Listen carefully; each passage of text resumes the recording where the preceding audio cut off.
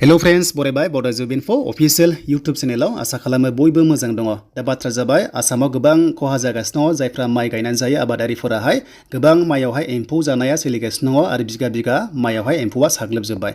स' बयबो जाहाथे सांग्रां थायो बेखौनो खावलायबाय। दा बेजों लोगोसे फिल्म किसान आबादारिफोर जायफ्रा रां मोनो स' नोंथांमोननि थाखाय गुड निउस सफैबाय, डेट ओंखारबाय, नोंथांमोननि मोननो गोनां किस्ति नोंथांमोना मोनसिगोन, डेट फैबाय।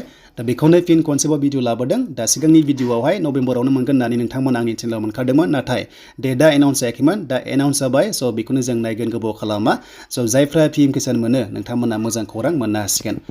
दा अल इन्डिया सेन्ट्रेलावहाय 8 crores एबा 8 कौटि बेनिफिसियारिफोरनोहाय पिएम किसाननि रांखौहाय रिलिज खालामसिगोन एबा हगारसिगोन, एकाउन्टआवहाय सोनाय जासिगोन। दा बिनिनो डेट एनाउन्स खालामबाय आरो बे डेटआ जाहैबाय नोंथांमोना 15 नभेम्बराव एबा 15 अक्ट'आव, बे दाननि 15 अक्ट' नभेम्बरावहाय नोंथांमोननि एकाउन्टआवहाय 2000 जागायनानै नोंथांमोना पिएम किसान मोननो थांगासिनो दङ अल इन्डिया। आरो बे टाइमा जाबाय 3 PM 3 बाजिनाय लोगो लोगो बेलासिनि नोंथांमोननि एकाउन्टआवहाय हाबनाय जासिगोन।